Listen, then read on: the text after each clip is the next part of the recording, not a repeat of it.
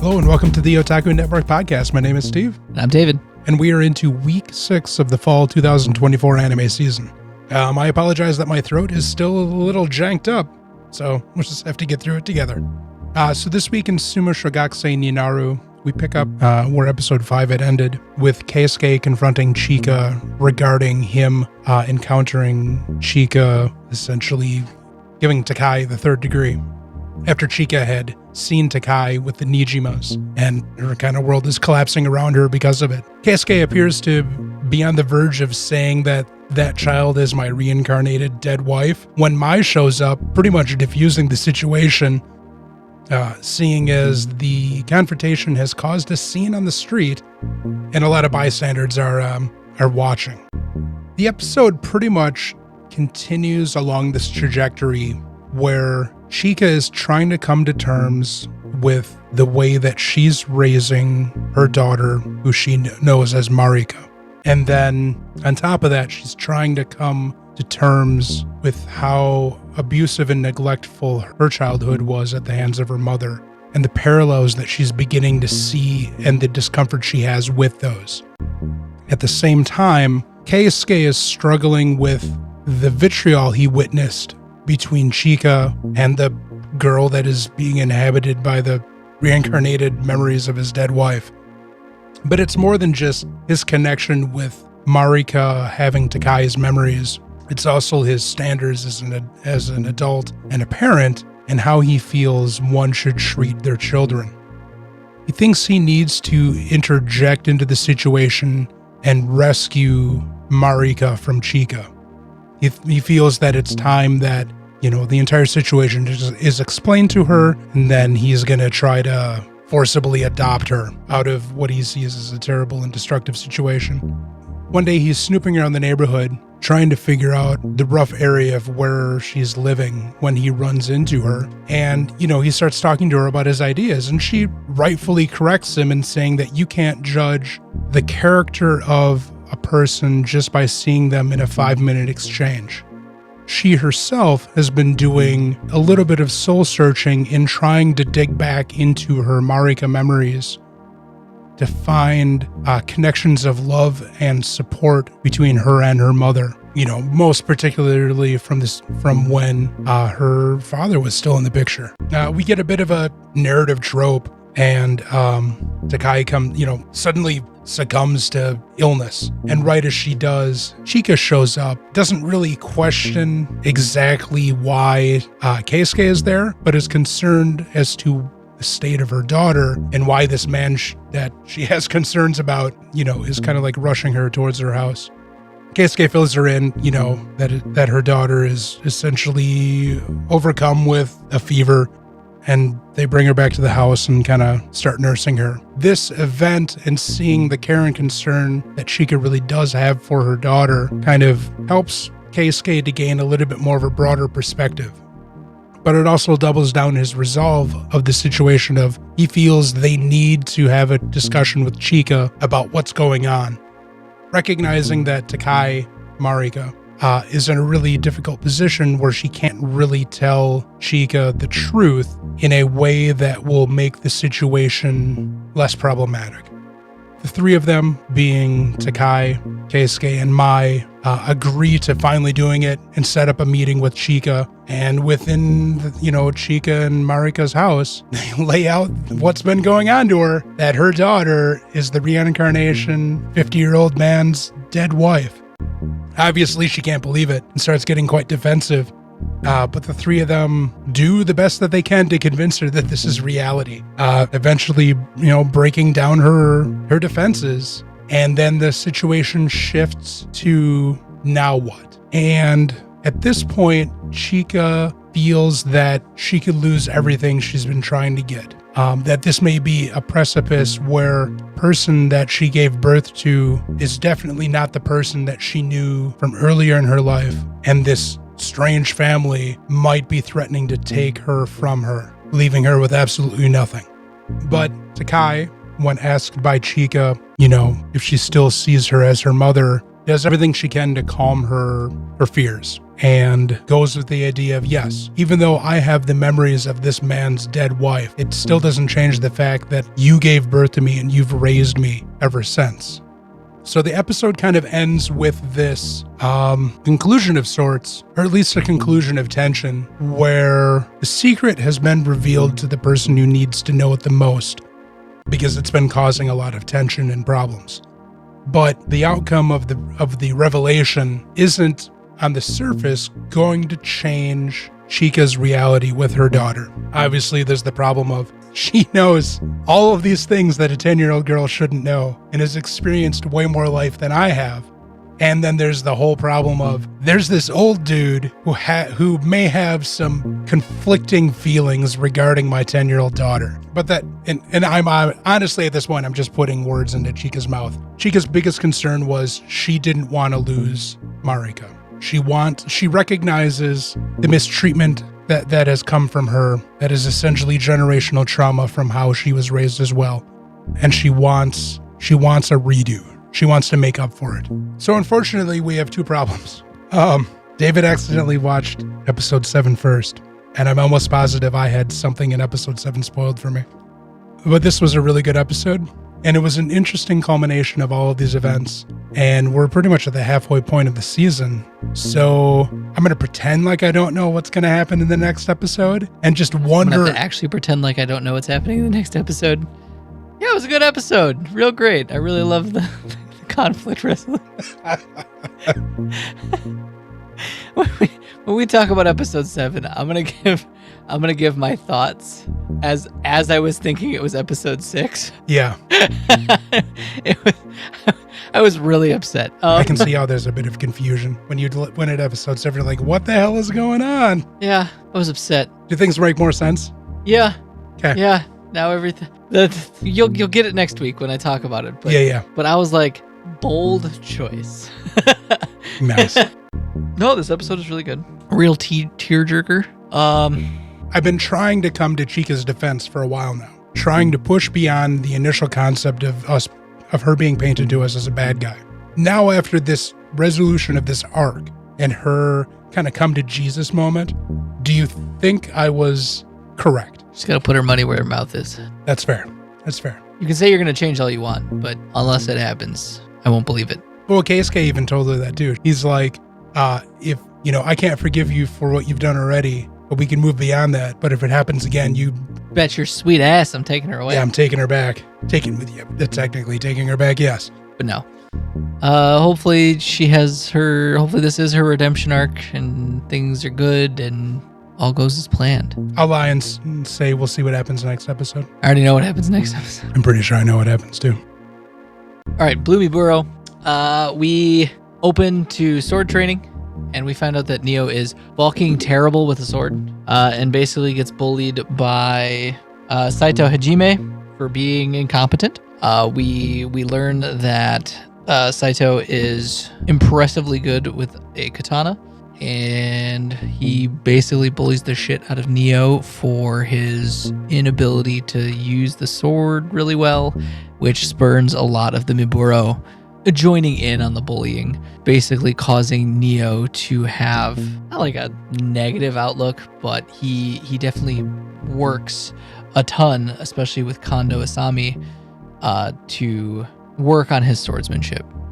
We then get a moment where the two guys, Sumo, Neo and Saito Hajime, and they end up tying in a sumo contest, and everybody begins to make fun of Saito for tying with Neo, much to his chagrin, and he ends up, again, being very upset because he comes across as this holier-than-thou character.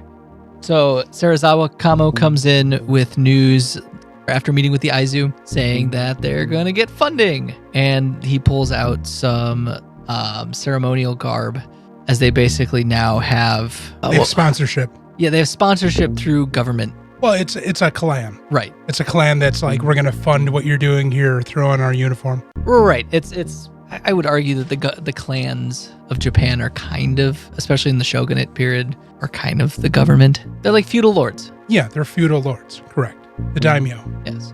So they get basically approval from their feudal lord. They get funding, and it's like, here, wear our garb. And Sarazawa wants Kondo and Hijikata to both wear the robes and come with him back to the Aizu to speak with them some more. Hijikata flat out refuses and tells Saito and Neo to come with him for patrolling, which Neo brings a wooden sword because he's 5. Yeah, they're not going to give him a katana. He doesn't have a katana. And then Hijikata goes off doing something by himself, telling the 2 guys to stay where they are. This is where we learn that Saito has trained in Iai, which is the way I understand it, it's like a stand and slash technique. It is attacking. Well, Iai is the art of drawing the sword. So it's essentially combat stances and movements based upon your sword being sheathed in the beginning of the movement. Okay. And so we get a good demonstration after telling Neo that he should never stand on his left side, which we rightly see is why Neo should never stand on his left side. Even though if you notice while they're chasing after the guy, Neo is on his left side anyway. But we end up hearing a kerfuffle where a man whose wife had died from the sickness starts to blame the emperor and the shogunate and the Europeans on their black ships and all these other different reasons for why his wife died while he's like in this stupor while gripping his daughter's hair, which Neo and Saito's pressing of his motives and his reasons cause him to bolt. The 2 chase after him and end up cutting his sword in half and getting his daughter away from him long enough that they can basically talk him off the ledge of either trying to fuck Getting somebody himself up, killed. getting himself killed, or even killing himself as Neo grabs the broken half, or the half of his katana that's still in his hand. They talk the guy off the ledge, and then they both realize that Hijikata is probably going to be pissed because he told them to stay there, and it cuts to Hijikata about to have an aneurysm. Yeah. Impatiently waiting for them at the spot where they are no longer there. They regale the Miburo about having saved this young girl and talking this man off the ledge, much to excitement, and Hijikata basically being like, just as planned. Yeah. And then we get a nice heartwarming scene of Neo outside training, and Saito gives him some advice about how to properly swing a sword by keeping your left hand down your median. And then we get Taro trying to convince the both of them to eat some food because apparently Neo is now forming a group of friends in the Miburo, and it's very quickly becoming this eclectic group of teenagers. Yeah, that's where the episode ends. So this episode did the thing that I hate about shonen. Multiple characters throughout the episode had commented about how Neo doesn't have the natural talent of swordsmanship. Like 3 or 4 of them had said that. Neo himself is like, doesn't matter, I'm just going to practice.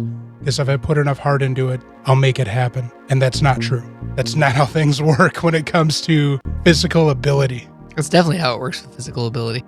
There are certain things that you just cannot train into being good at. Certain aspects of abilities. You can definitely train into being a better swordsman. I don't know about that. I have my doubts. I mean...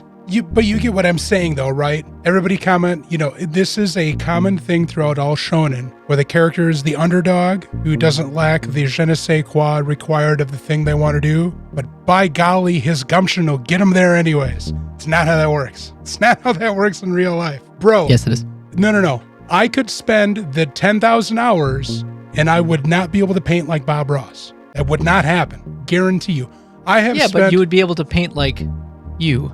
I've spent 10,000 hours on music production and I'm still terrible at it. I'm not saying that he's going to be perfect at it. And I don't think the anime is saying he's going to be perfect at it either. No, it's done the shonen thing. That's not necessarily what I'm saying. But the whole concept of his determination will have him overcome any of his character flaws to be successful.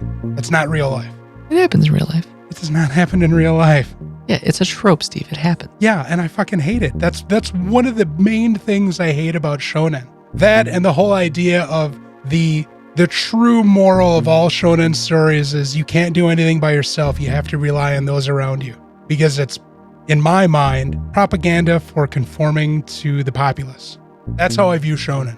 I love shonen. That's fair. You like the big flashy fight scenes and the tales of hope and success. Yeah. That's fair. My life's already miserable. I don't need more miserable. I don't necessarily need miserableness, but I don't want shit sugar-coated. Oh, I love sugarcoat my life, Daddy.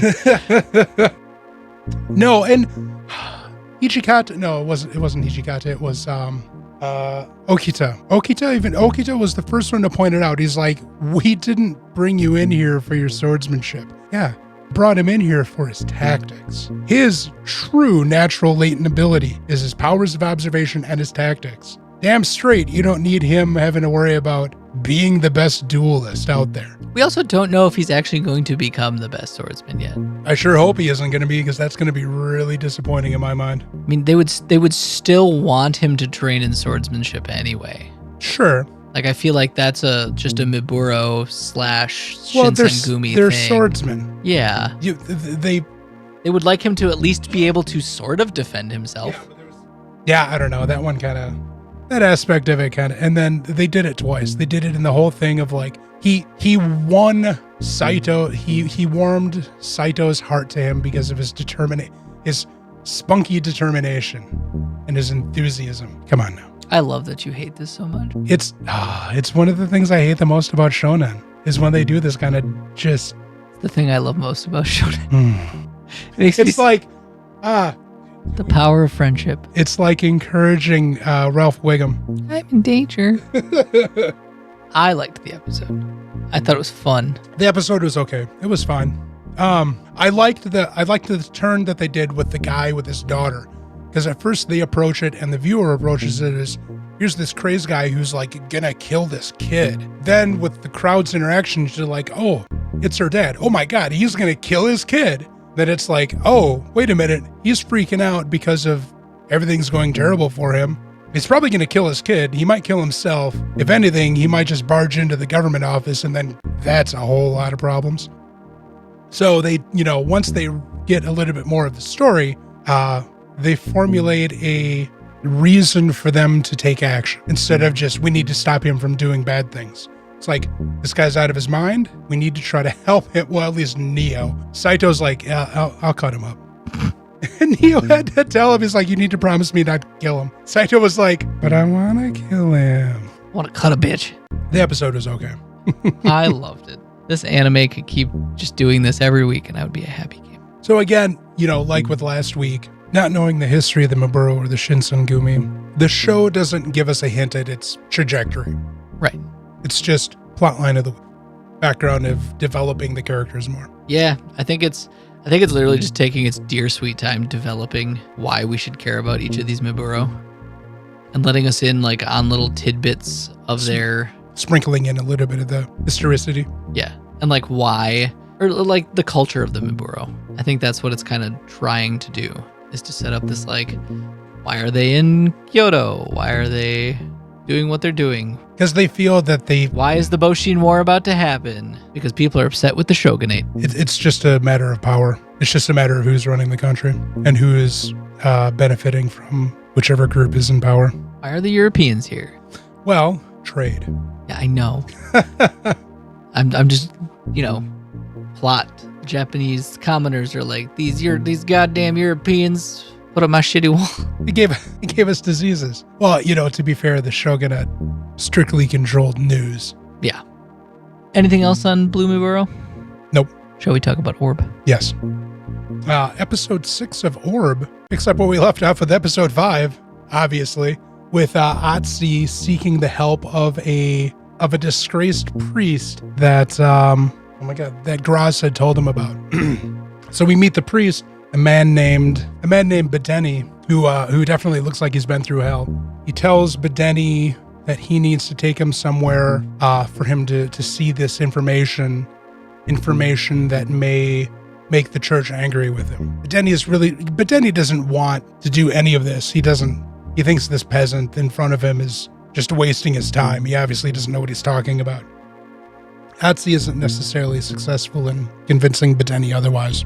He shows him the record keeping he's been doing about the orbit of Mars, and Bedeni kind of questions the whole retrograde thing and why Garaz didn't detail any of that, etc., etc.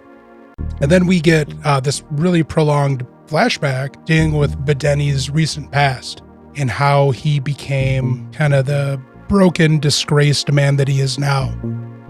He was working in a different parish, doing a lot of research, and the head of the parish was trying to tell him to cool it. It was an abbey. Oh, it was an abbey. Sorry, yeah. Because the head abbot. The head abbot was telling Bedeni that he needs to take a step back a little bit because he's feverishly doing the work of 10 men, and he thinks that it's not a good thing for him to be doing. Bedeni kind of fights back because he knows that there is a collection of forbidden knowledge taken from heretics. And infidels. And Bedeni... I don't know what the difference between a heretic and an infidel is. Keep going, I'm going to look that up. And Bedeni feels that if he sees this writing that is not necessarily approved by the church, he may be able to glean some insights that he's searching for. The abbot pretty much tells him to go to hell, and that he just needs to refocus his attention and not worry about such things that will taint his soul. Because if he does, the punishment will be swift and brutal. Curiosity gets the best of Bedeni, and under threat of blinding, he takes a second to peek inside one of these forbidden tomes, picks up a bit of information about cosmology that shifts his perspective, and is then forced onto the ground and has hot wax poured on his open eyeballs. Well, it seems to be only one. Well, that would explain the weird coloration in his eye that is not covered with a patch. Because the abbey... His eyes are that color in the flashback. Were they? Well, I think we can infer that it happened to both of them, because the abbot had even said something about, hopefully at least one of your eyes won't go blind. Oh, important thing, he loves self-flagellation. Like, is really into punishing himself for being, sinful. Yerp. Yeah. So that he can keep doing more naughty stuff. Yeah, so I don't think a lot of his wounds come from... Well, I think we can confirm it. He's not a mercenary. At this point, that our speculation of him being a mercenary and our speculation of him being Raffle are dead wrong. Still not throwing that one out. No, I don't think he's not Raffle. I'm going to hold on to the hope. Comes back to modern times, or current times, and Bedeni has a change of heart. Or maybe not change of heart, but he decides to pursue his latent curiosity and take a look at the information that Otzi has brought to provide him. That's where the episode ends, right? Yes. So do you know what eye color Raffle has? Gray. Students is light blue. It's not Raffle. There's no way it's Raffle. It's the same color. It's the same color. I'm not giving up hope. You're not giving up? No, because he didn't show any signs of recognizing the necklace. There's bits of information that Raffle would have known that he didn't know until later in the episode. It's information that he learns, that he gains. Maybe he's doing that on purpose. I don't think so. Maybe he's doing that on purpose. Why the fuck would he vomit? I don't know. Realization that his research didn't get destroyed? That somebody did find it? Raffle didn't want his research destroyed. He's specifically preserved and then I'm saying rebuilt. that his stuff is still there. Yeah. But somebody didn't find it. Well, somebody found it now. No, I don't think it's Raffle. I'm gonna be a believer. I'm gonna continue to hope that that's Raffle. Look, a man can dream. A man can hope. But Denny is a compelling enough character without him being Raffle. But it would be even better if he was Raffle. I don't know about that. I think it would be a cop-out at this point. The character concept that they've established for Bedeni is good. Is a good character. I think just going, it's actually Raffle this entire time would kind of cheapen the depth that they've already put into developing this character. Maybe. Yeah. Hashtag free my boy Raffle. Yeah. This was a good episode.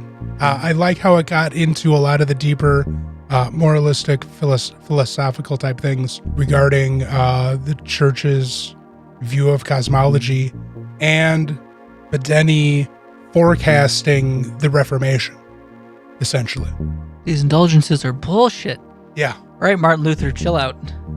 This was a spicy episode. It was a good episode. Honestly, I don't think there's a lot to say about it, though. No. It was pretty straightforward. This whole week has been kind of straightforward episodes. Yeah. I don't like it when they're too straightforward. And we have nothing to talk about. I wonder no one likes this season. Just kidding. TsumaSho's story was consequential this week. It was the culmination of the entire series so far, putting this question mark up as to how do we proceed forward that I think is going to be really interesting. I think it feels like Chika relented into believing this absurd idea of reincarnation because she was so desperate not to lose Marika that she's had this own coming to her senses moment outside of this, where she's realized that she's been going down the path that she doesn't want to go down, and she wants this chance to correct course, and then had this incredibly strange monkey wrench thrown into the plans. And it's just like, right, the three of you may be insane, but in order to protect what I have, I'm just gonna go with it. I'm trying to think if there would be a way for them to like prove without a doubt. No, I don't think there is. Anything that Marika / Takai says could have just been coached, realistically. There's no way you can prove this without fallibility. There's absolutely no way. Takai should have had a secret time capsule that she even kept from Keisuke. But Keisuke can attempt to pretend. People who don't know how dumb Keisuke is could be like, well, he's just pretending. No, there's no way you can prove reincarnation in this manner. There's nothing you can say to somebody who's skeptical to convince them otherwise that wouldn't be refuted logically. God, it's gonna bother me. It's a quandary. Trying to think of anything. No, because everything is just dialogue. It's just somebody relaying information. That's all it is. Pictures won't do it. Nothing that's irrefutable hard copy evidence can prove this. All it is just dialogue. And dialogue can be coached and manufactured. She could give the excruciating details of her death. She probably doesn't even know that herself. Look, dude, I don't fucking know. I'm trying here. Blue Miburo, straightforward. Shonen thing. Yeah. Steve upset. David A little laugh. disappointed. David laugh. Orb? Straightforward. Otzi did the thing that he said he was going to do. It was exposition, the episode. It was really all about Bedeni. Yeah. Building his character and his past. His convictions. Trying to distract us from the fact that he's Raffle. All right, we'll see, maybe. I mean, eventually we'll find out if it's true or not. Or will you be like episode 25 or 26, series ends? By the way, I'm Raffle. No, like none of that happens to be like, you still Raffle. Probably. Even if they never say it. Probably. My ass is stubborn. Yeah, anything else? Thank you all for listening. Don't forget, every Friday, in conjunction with our normal podcast, we release our weekly Ranmas. So please go check that out. It's another fun series that we're doing this core, as it just happens to coincide with the re-release of Ranma, a quintessential anime from Steve's childhood or teenage years, and basically what helped develop his way of watching anime and enjoying anime. Other than that, check out our socials. We love to interact with you guys, so please join our Discord. We love people to talk with. We're lonely. Check out my Instagram. I love when people interact with me in my miniature painting. I just picked up a new miniature game too, so I'll be posting some of that stuff that I've been painting on my Instagram here, hopefully within the next couple weeks, as I use that as a distraction from writing my PhD thesis. Other than that, comment, subscribe, and go in and enjoy some anime, guys. All right. See you guys next week. Thanks again.